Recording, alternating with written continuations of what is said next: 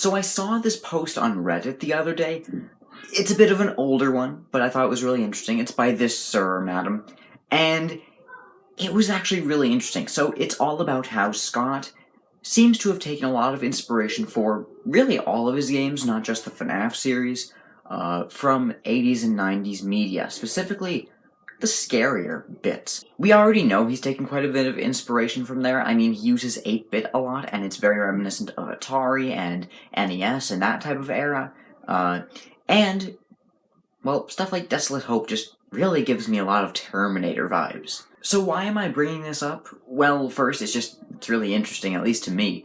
And there's a second reason, which I'll bring up in a second, but first let's actually go through some of this stuff that he seems to have taken some inspiration from, first in this post, but then some other things that I've also kind of thought of while just kind of going over this in my head. Because it seems like he's actually taken a lot of classic horror tropes and made them new. I mean, as the post says, FNAF mainly takes place in the 80s, so it kind of makes sense for there to be a little bit of that kind of, I don't know what you would call it, but that specific feel in it, you know? By the way, this will be a little bit gory, so if you're not, comfortable with that or whatever, bye. But okay, for the rest of you, let's get going here. But first, only a small percentage of my viewers are actually subscribed. If you want to see more, consider subscribing. It's free and you can always unsubscribe later. So let's take a look at some of this stuff. The first thing in the post is Mangle and how it could easily be a reference or a modern equivalent of The Thing from 1982. I love classic movies, but I haven't seen this one. But just from these pictures alone, it looks like, yeah, this could be a reference. If any of you have seen it, let me know if I should. It looks like it could be good. The stuff with Springtrap, kind of taking off his head, his animatronic head, and revealing the skull underneath, reminds me of RoboCop. Why can't I speak? RoboCop 2 from 1990. We already know Scott has a huge interest in robots from, like, literally every Scott game ever. And also, it's a really specific thing. Okay, it's a robot taking off its helmet head thing to reveal the kind of skull underneath. The pose is kind of the same. He's kind of off to a slant like this. It's really specific. And then just the theme of the movie overall.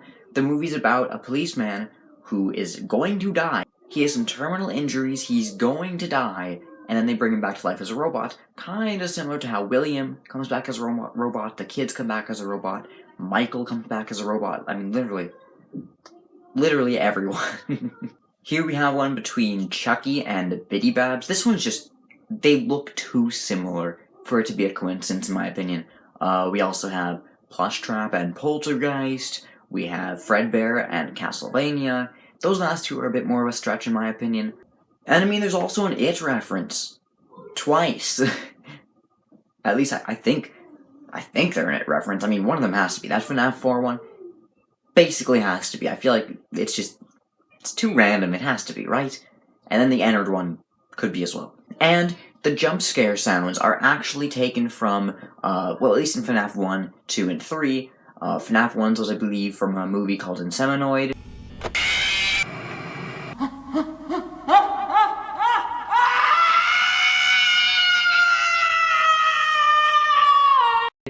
FNAF 2's was from Saw. Right before your eyes. And FNAF 3's was from My Little Pony, but we don't count that one. One comparison I'd like to make is between Fazbear Frights and The X-Files. I started watching it recently. It is surprisingly good, for the 90s anyway, and let me just kind of give you a breakdown of how it goes, so you kind of know what I'm talking about here.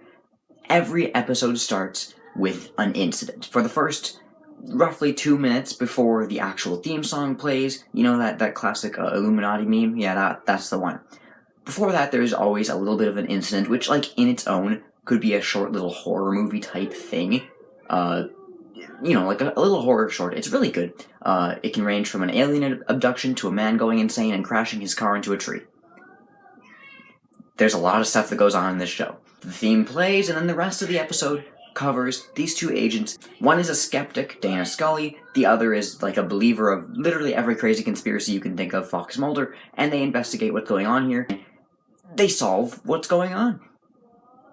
Usually. Not all the time. Usually, though. And they kind of investigate these things, and they discover the paranormal events going on. Maybe that doesn't sound too similar to Fazbear Frights yet, but wait for it. Now, the majority of these episodes are contained within themselves. They are one episode, and it's not mentioned, like, ever again. Sometimes one villain will come back, sometimes there's a hint of it coming back, but they're all usually their own contained thing, the Monster of the Week episodes. But every now and then, there's a little hint. There's maybe, like, one scene in an episode. Occasionally, there's even a whole episode that's dedicated to the bigger, overarching story. That's already kind of similar to the Stitch Wraith story, and how, in Fazbear Frights, every story, over half of the stories will have a little bit of a reference to the Stitch Wraith. Some might actually, like, show up in the Stitch Wraith later on, and some stories are just, like, purely dedicated to the Stitch Wraith, right? Like The Real Jake and The Man in Room 1280. Now, that's not all, and the X-Files didn't start this whole type of storytelling, not by any means, but I think it did pioneer it. It was very popular, especially when it came out, and it, again, came out in the 80s and 90s when Scott would have probably seen it, and maybe taken some inspiration from it, I don't know. But whether this was actually an inspiration or not, it is very similar, right? You have the story-by-story kind of short little horror things. Every episode in the X-Files is its own little thing. Every story in Fazbear Frights is its own little thing. But then you have the hints of a bigger story. Sometimes a whole episode or a whole story is dedicated to this bigger story. And, as if that weren't enough, at the end of every Fazbear Frights book, what do we get? We get the story of a detective, not of any big, not like of the FBI or anything, but he's of a small little police force. He's investigating the Stitch Wraith, and while he's not necessarily going to each of these stories and investigating each of them, he does for some of them. And most stories do get a little reference in the Stitch Wraith epilogues where Detective Larson is investigating these things, and it does seem like he goes to most of the scenes of these crimes to investigate what's going on, kind of similar to what we see in the show. Also, he starts skeptical, like Scully, one of the main characters in the X-Files, but as the books go on, and even, like, by the latest book, he is a firm believer of what's going on. He knows exactly what's going on in this small town. Maybe towns, I don't know, we don't know how far these stories spread. But he's a firm believer of what's going on, and he knows there's something paranormal going on. He's not a skeptic anymore. He isn't just brushing this off. He knows that something's going on, and he knows pretty much what it is. Similar to Mulder, the other main character of the X-Files. Now, I don't know if this is an inspiration for Scott. It probably is not. But I don't care. I just wanted an excuse to talk about the X-Files, and I saw a cool Reddit post, and I wanted to make a video about it. But, like, okay, in all seriousness, why am I making this video?